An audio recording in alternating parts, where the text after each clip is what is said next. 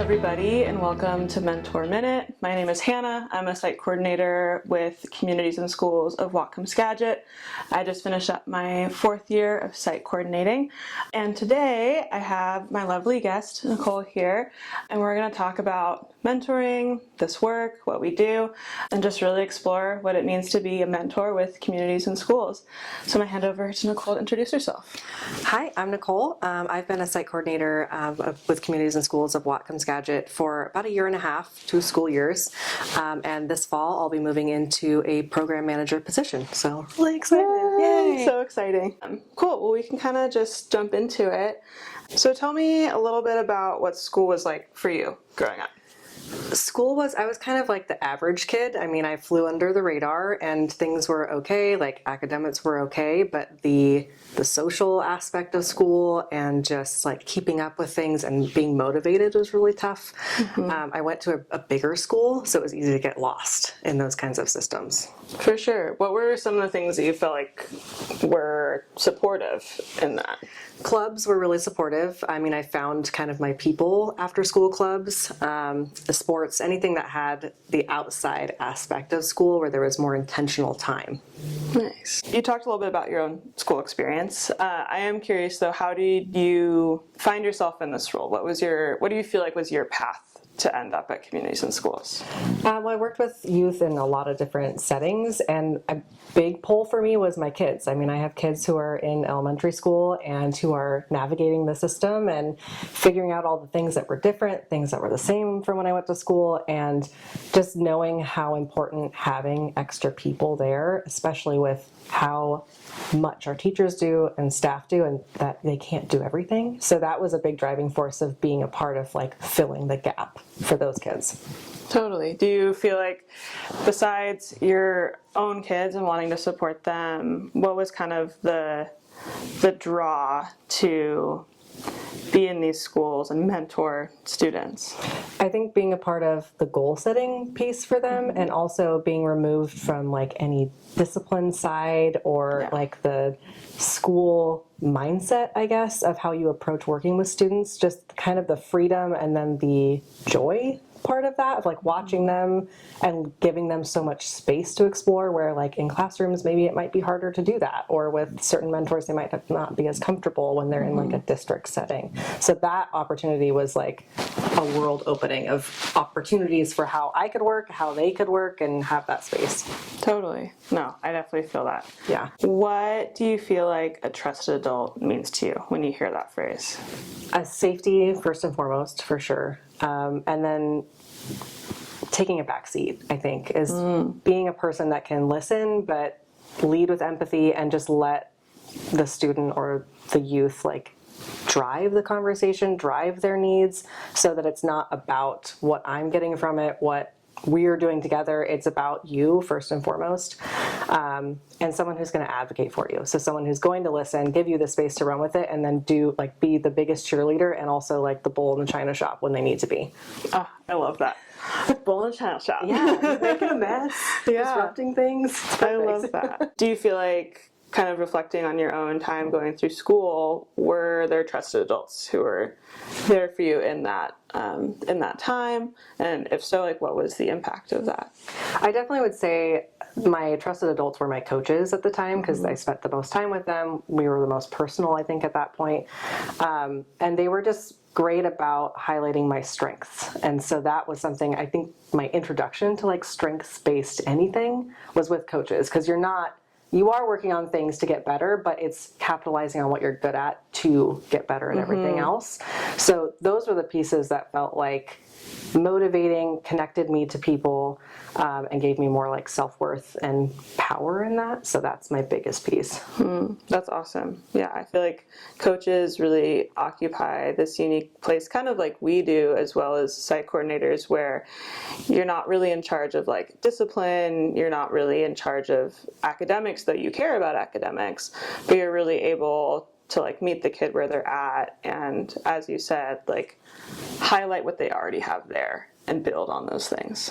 Right. And I mean, school was one of those things that it went okay for me, like academically, but I didn't really connect the whole what you get out is what you put in type of situation until I got in with coaches and was really like, they're like giving you the tools, but it's, hey, you're at the wheel, like you have to drive this, and I'll support you with whichever way you go with it, but like I can only take you as far as you take yourself. Totally. And so that aspect, I think, really started that like motivation piece for me. Totally. Like you got to put in the work. Like, I'm here for you, but it's got to be the work that you got to do.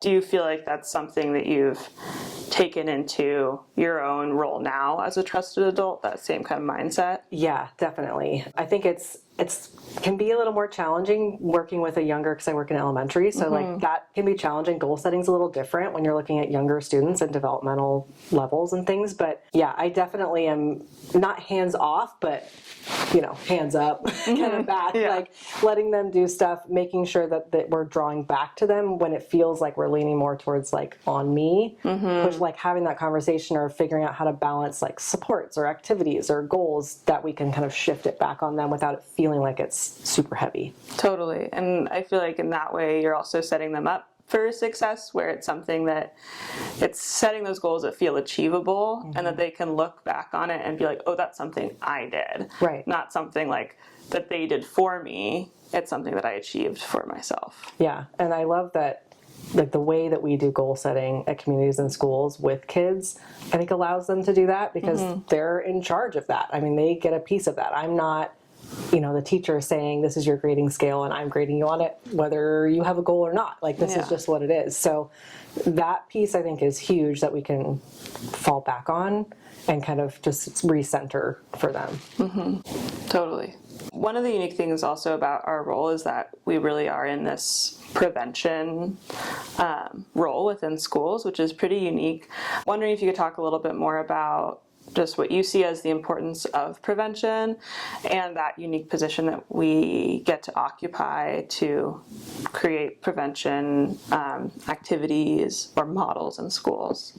Yeah, well, I mean, like you said, it's unique, especially in schools. Like prevention's not a super common word. We hear intervention a lot, we hear reactivity or reaction or response a lot.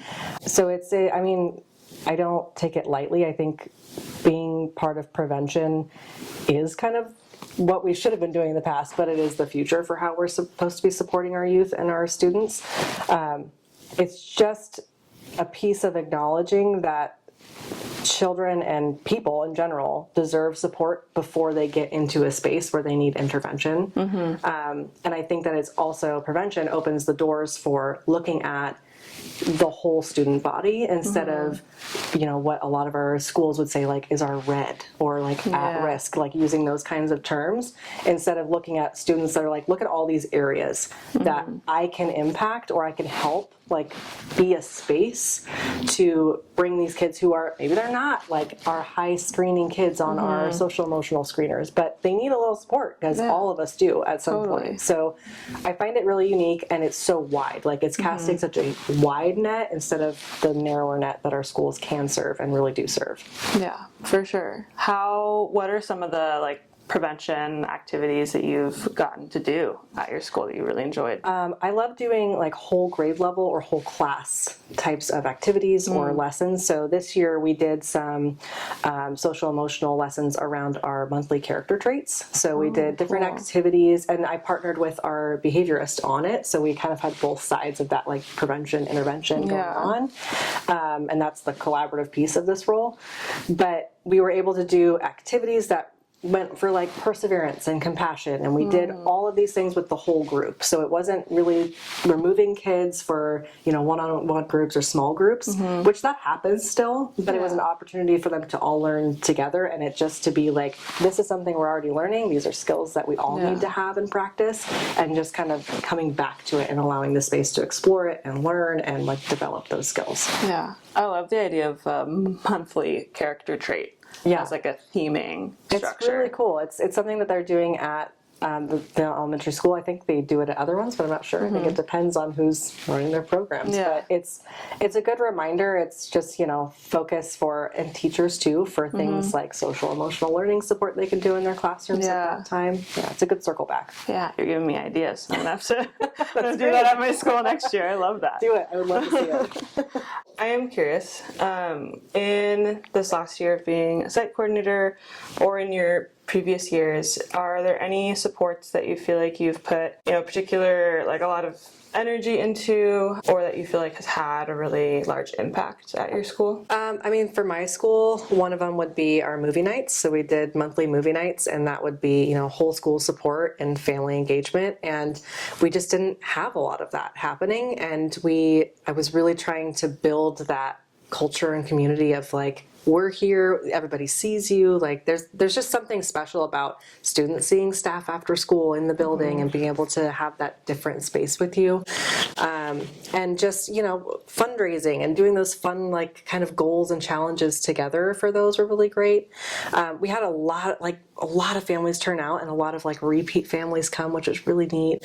And we were able to do, like donated foods and dinner and different things like that. And each month we had more staff volunteering to come and help. So just that like culture building piece of the school, I think was really rewarding to see, just because you can see how it impacts the kids and families and parents too. You can see like how much they love seeing like teachers and staff involved outside of just school hours.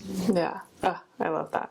See, you keep giving me good ideas. I'm going to steal your whole support plan. That's why we need to get together more and talk about all the stuff. I know. I'm like, I want to steal your whole support plan for my school year. Just ask for it. I'll give it to you, all of it. With that, I'm also curious about just like what are some of the lessons you've learned in this role?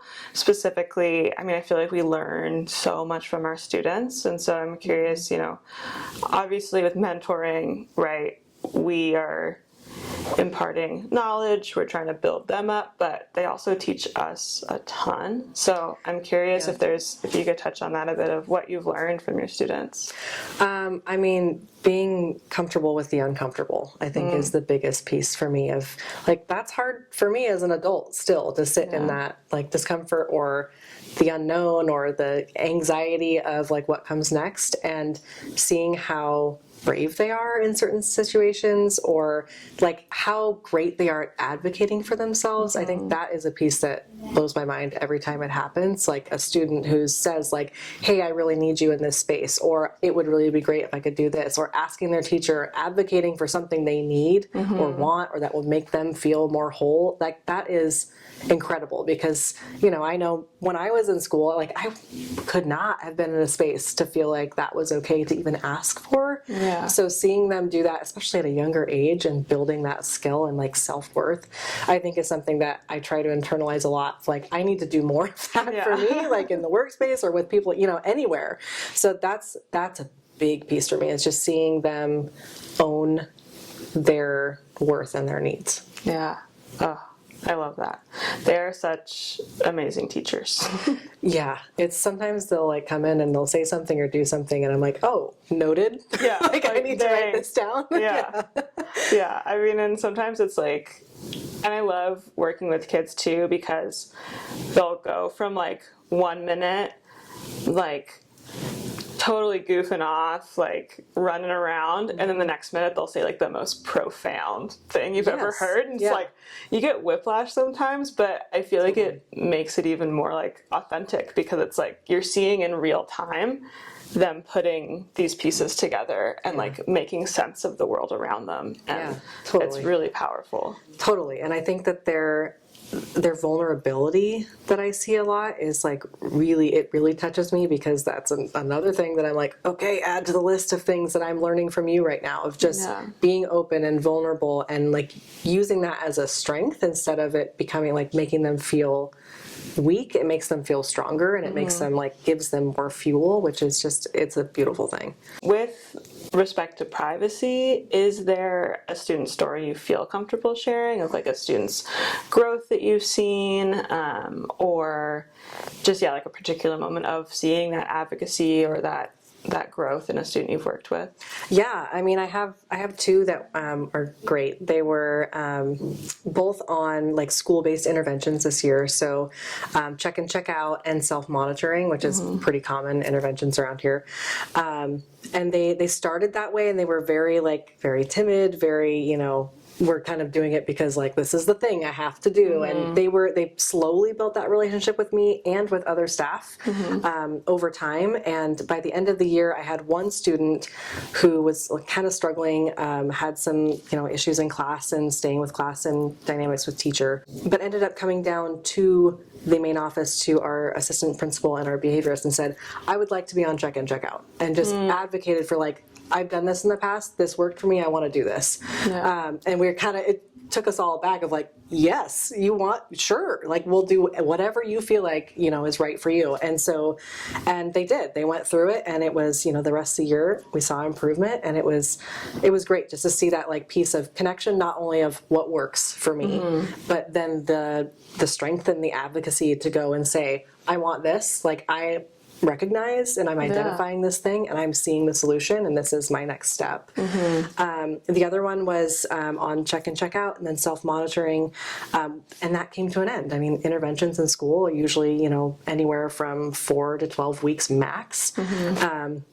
So once they went through that whole cycle and were like, great, you can exit this intervention, they came to my office and asked me, hey, can I come to your office and just tell you the things that go good in my week?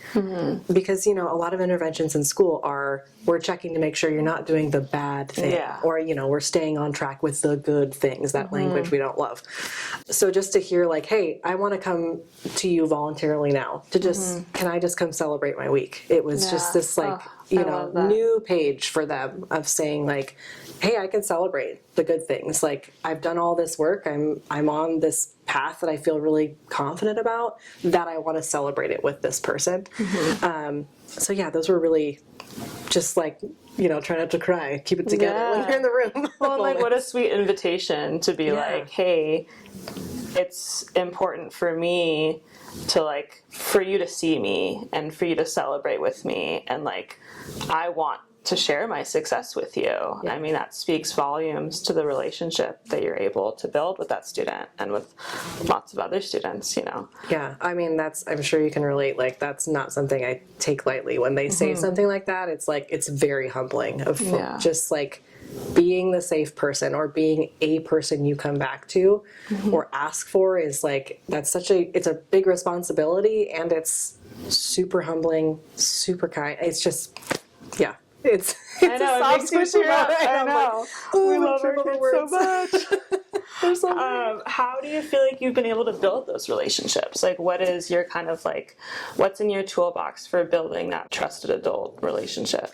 I would like to think that I'm really all cards on the table. Like what you see is what you get. Like there's not going to be any hidden surprises, and we have clear boundaries when we're in the space with me. And some of that is like, hey, we're gonna we're gonna talk about hard things potentially. If you bring in stuff that you're like, I'm having a hard day, great. But like, we're also going to focus on those strengths that you have. Like we're not going to dwell in the negatives too long.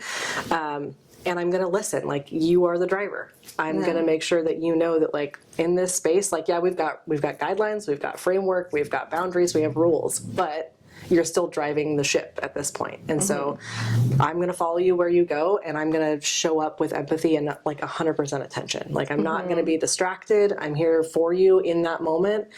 And like, I'm going to be real with you. If there's a point where we're like, hey, this is like a next step to this other person we need to loop in, or these other actions we need to take for as far as getting to our goal. Like I'm going to be there to be the person that's like, all right, it's time that we have this talk, And I think when you do that, just like piece by piece and kind of follow their lead as far as like speed and stuff goes, those pieces can happen naturally without there being a lot of friction. Yeah. And it's that accountability with care, right? Yes, it's that like, I'm gonna meet you where you're at. I'm gonna always care about you. That care is unconditional. And also like, I'm gonna hold you accountable, and we're gonna have harder conversations, and we're gonna take those next steps, but you're always gonna be a part of that process. Right. Yes. And it's always loops back to like, this is for you. It's not for me. It's not because like time's up and I need you out of the office. It's like, these are the things that I'm saying for you. And this is what you shared with me. Like looping back to like, you shared with me, you have these goals, or these are the things you care about. So I'm just going to remind you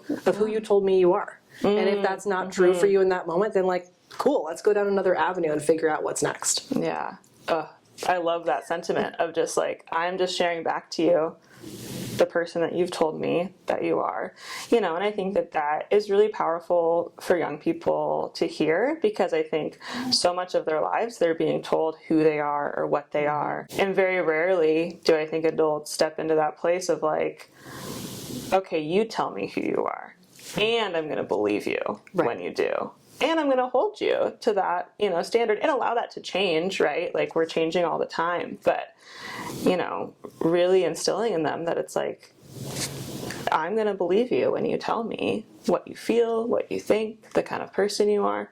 And I'm like with you in that. I think that's super powerful. Yeah. I mean, that's my favorite quote ever is be curious, not judgmental. And that's my big thing of like, you tell me who you are, I'm going to believe you. Now tell me more. Like now show me more. Now, like, I want to know all the things. I'm invested in you and your success. So like feed me all the stuff so that I can help you put it together on the table.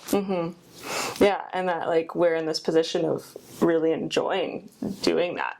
I think I've sat across from kids and they're like, I'm so sorry. I'm like sharing these things with you. I'm like, don't apologize. Like, I love this. I don't love that you're in distress, but I love that I get to be here with you, supporting you through these things. Right. Yeah. And that we get to show up and do these things for our communities and for our schools and for our students is awesome. Yeah. And it's unique because we have the capacity and the flow to have more intentional time. So one thing that we talk about a lot in this work, and I'm curious about your answer, is what is your why? I know it's a big question. And I was going to say, how much time do you have? I mean, honestly, it's those moments. It's the moments of seeing students like rising up into their own space and seeing that like the advocacy kind of spark in them. And seeing them like start to become whole people. Like that's the biggest thing for me is seeing them start to learn who they are, start to understand that like they're worth advocating for, like their needs matter, like seeing those little pieces in the little times, in the big pieces, like that's what keeps me coming back constantly is like, if there weren't these kinds of programs and these kinds of people in these roles doing that, like would we miss that? Would they get it later in life? What would that look like? What would that feel like to have it versus not have it? As a kid growing up, as an adult, like what does that look like? And knowing that those pieces, like in our society, like a lot of us are lacking that still as adults, like being able to advocate for what we want or advocate for other people. Like those are pieces that the building blocks are happening at younger ages that we're seeing. All these skills are happening at younger ages when we're seeing it with these different kinds of opportunities. And without it, I think like that sets us so far behind where the proper support that we needed in the first place should have put us. I am curious too with that why and being in this work that, I'll be real, it's pretty emotionally demanding, and that's something that we talk about a lot. I am curious, like, how do you balance all of that? Do you have, not like, I don't need your whole self-care routine unless you want to share it, but just kind of a general, how do you balance empathy burnout, empathy fatigue, so that you can continue to do this work? It's tough. I mean, I'll be very transparent. Like, it's a learning process that I'm still trying to get better at, right? I mean, it's something I think that once you are already kind of burnt out, that's when you realize it's happening. And so it's hard to like, especially when you're new to this kind of work, it is hard. You can hear it from a million people, but you're going to have to learn your own strategies and what works for you. That's what we teach kids. I mean, you have to learn yourself to know what's going to work.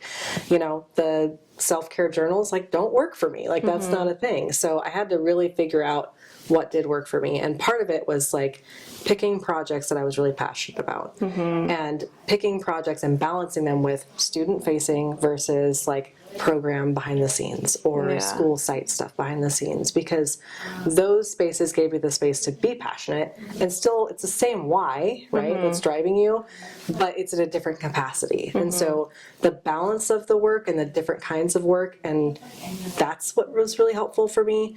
That's the bonus of like being a site coordinator, is you're building your program. So you get to see what that looks like dependent on how you work, how your students work, like how your site works. So that flexibility was really helpful.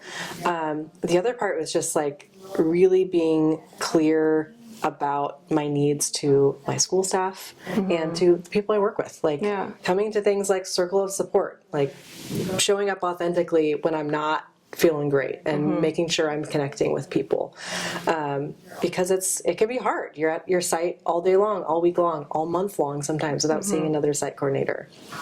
That's an island. It's hard. Like it's really hard. And if you internalize that, like it gets really heavy. So having spaces and people to reach out to, I think, was my lifeline, and separating, like when I'm in with kids, I'm all in, but I also need to have spaces where I can like be all in and I'm not so emotionally invested in that moment in real time. Yeah. Totally. I'm curious how you're feeling now about your transition from being a site coordinator to a program manager. What are you excited about? What are you nervous about? How are you feeling about it? Well, one that's going to make me cry.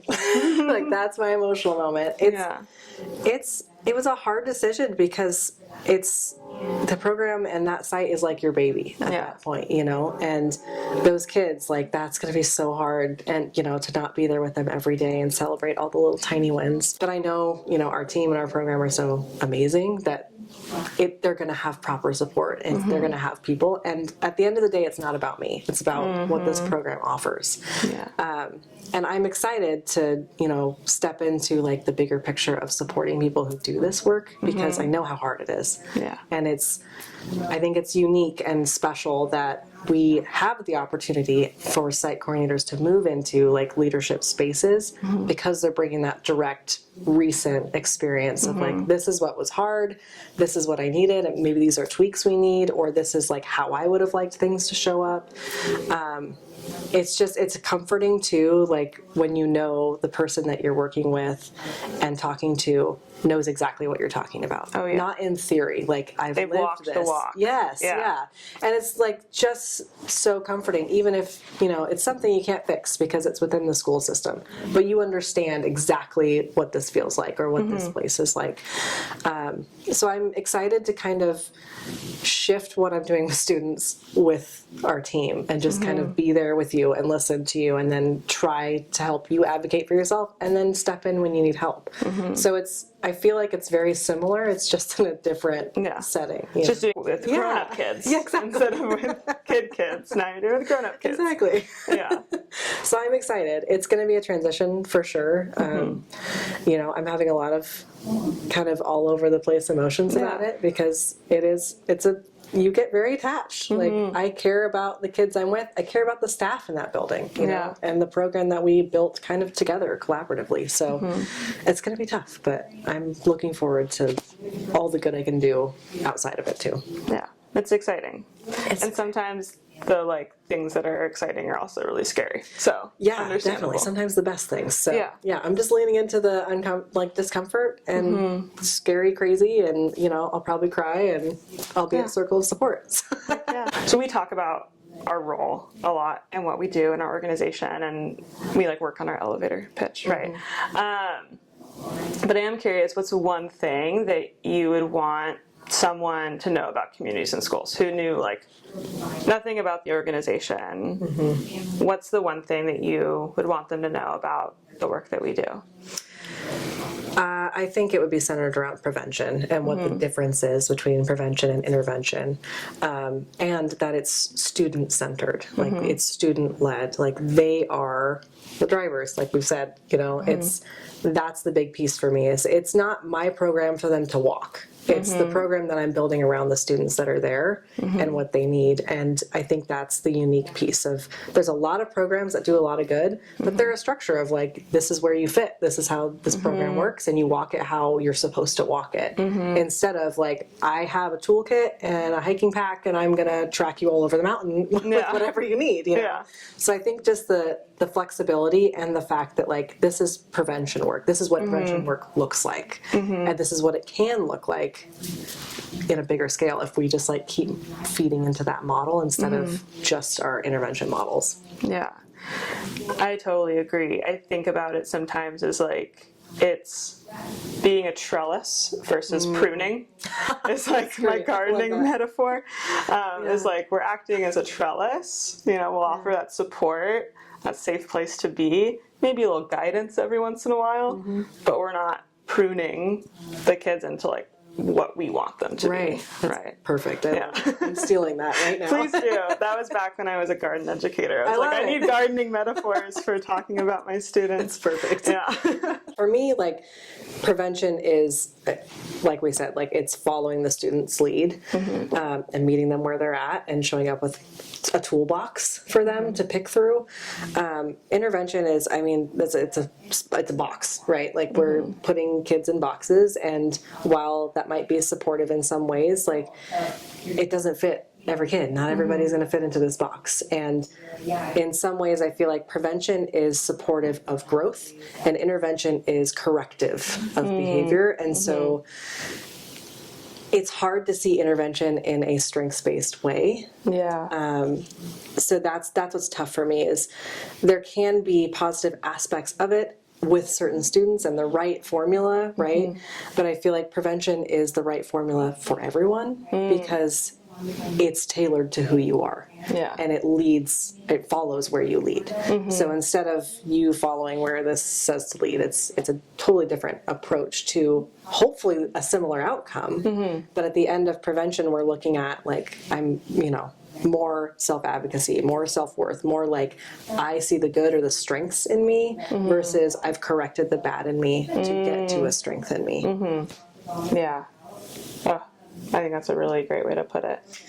Yeah, it's tough because, I work with a lot of people who are interventions based. And so there are some things that like, I can see the benefit. Yeah. And it's hard because we're in a system, school systems, are different, a different beast entirely. So it's really easy to say this is better, worse, whatever it is, but it's different. And I think that's the key, is having all the spaces for all the different shapes of kids to fit in, Totally. Having those options so that we're not trying to put kids into a specific mold or a specific design, but really, like you said, meeting them where they're at. Yeah. The last question I have is just what's something that's bringing you joy recently? Doesn't have to be work related, just something that's bringing you joy. I mean, spring brings me joy because it's garden o'clock every day. So spring is bringing me joy. It's something that just reminds me of growth and cycles and, following that cyclical nature of life and challenges and riding the wave, because I'm about to ride a big wave into this transition too. So just kind of letting loose and knowing that it's all going to circle back. Well, Nicole, thank you so much for joining me in this Mentor Minute. I really appreciated hearing what you had to share, and I'm so glad that you're a part of our team. And thanks for joining me today. Thanks so much, Hannah. This is awesome. You're doing amazing things. So thank you for being you. Thank you. And thanks to everybody for watching. Stay tuned for more episodes of Mentor Minutes as I chat with other members of our team here at Communities and Schools at Whatcom-Skagit. All right. Bye, everyone.